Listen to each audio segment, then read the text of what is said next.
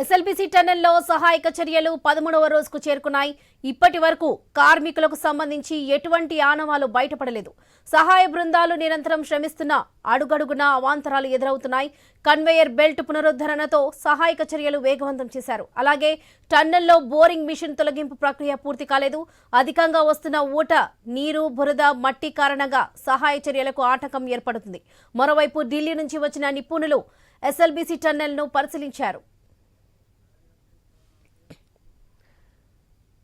SLBC టన్నెల్లో సహాయక చర్యలు 13వ రోజుకు చేరుకున్నాయి. ఇక ఎస్ఎల్బీసీ టన్నెల్ నుండి మరిన్ని అప్డేట్స్ మా ప్రతినిధి వెంకటేష్ అందిస్తారు. వెంకటేష్, ప్రస్తుతం అక్కడ అప్డేట్స్ ఏంటి?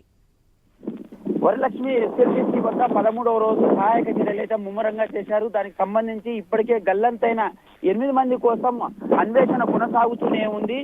కన్వేయర్ బెల్ట్ పునరుద్ధరణ కోసం గంటకు అందులో లోపల కురుక్కున్న 800 టన్నుల మట్టిని అయితే బయటికి తీసేందుకైతే కన్వేయర్ బెల్ట్ అందుబాటులోకి వచ్చిందని చెప్పవచ్చు.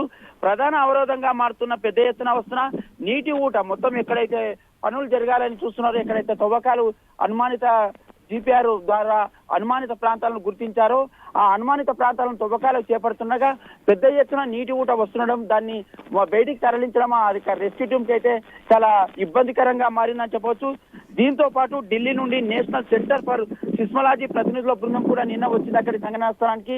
వారు నిన్న నుంచి ఈ రోజు వరకు కూడా పర్యవేక్షణ కొనసాగుతూనే వస్తుంది. రెస్క్యూ టీమ్ కు కావాల్సిన వాళ్ళు ఎలాంటి జాగ్రత్తలు తీసుకొని ఆ జాగ్రత్తలతో పాటు తవ్వకాలకు చేపట్టిన వాటిని బయటికి మట్టిని తీసేందుకు ఇప్పటికే కన్వేయర్ బెల్ట్ ఒక అందుబాటులోకి వచ్చింది. ఆ కన్వేయర్ బెల్ట్ నుంచి ప్రతిరోజు గంటకు 800 టన్నుల మట్టిని, ఇసుకను, రాళ్లను బయటికి పంపిస్తున్నారు.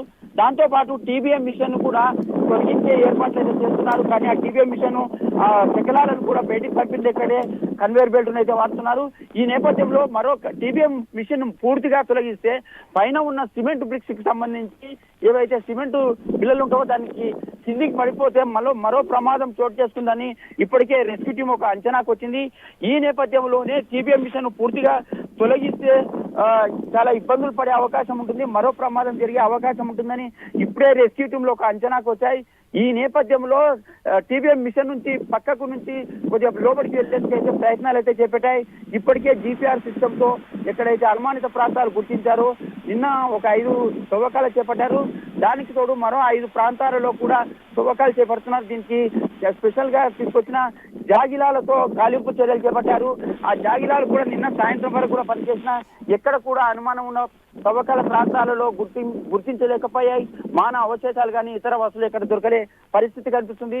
ముఖ్యంగా బయటికి కన్వేయర్ బెల్ట్ ద్వారా మట్టి తీసుకొని తోడేస్తున్నా కూడా ఇప్పటికి కూడా తవ్వకాలు జరిపే ప్రాంతంలో ఊట నీటి రావడంతో వారికి రెస్క్యూ టీమ్స్ అయితే చాలా ఇబ్బందులు తలెత్తుతున్నాయి. 13 రోజులుగా గాలింపు చర్యలు చేపట్టిన ఒక అడుగు ముందుకు 4 అడుగులు వెనక్కి అన్నట్టు సాగుతుంది. దానికి తోడు ముఖ్యంగా ఇక్కడైతే చనిపోయిన వారి బంధువులు ఉన్నారో వాళ్ళు కూడా చాలా ఆవేదన వ్యక్తం చేస్తున్నారు. తమ వాళ్ళు కనిపిస్తారా లేదా అని ఆవేదన వ్యక్తం చేస్తున్నారు. ఇప్పటికో చాలా మంది కార్మికులు కూడా ఆ సంఘటన ప్రాంతం నుంచి పనిచేసేవారు, గతంలో ఇక్కడ పనిచేసేందుకు వచ్చిన వారు కూడా తమ స్వస్థలాలకు వెళ్తున్నారు.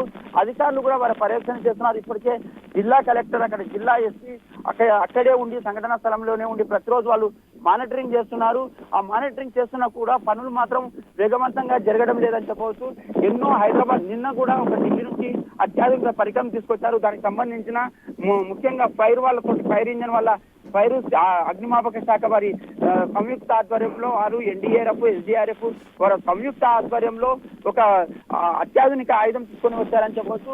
ముఖ్యంగా ఎక్కడైతే బురద ఉంటుందో దాన్ని నీటితో కొట్టేందుకైతే ఏర్పాటు చేస్తున్నారు. ఆ ప్రెషర్ కు ఏదైతే పరికరాల పైన ఉంటుందో ఆ బురద వెహికల్ పైన ఉంటుందో దాని బురద పూర్తిగా తొలగిస్తేనే బయటికి పంపే అవకాశం ఉంటుందని ఆ నిపుణుల సలహా ఇచ్చిన సలహా మేరకు ఢిల్లీ నుంచి కూడా ఒక ప్రత్యేక అగ్నిమాపక సంబంధించిన పరికరాన్ని కూడా తీసుకొచ్చారు. దాన్ని కూడా ఈ రోజు అందుబాటులోకి చేశారు.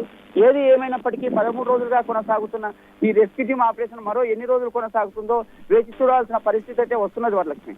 Right Venkatesh, thank you.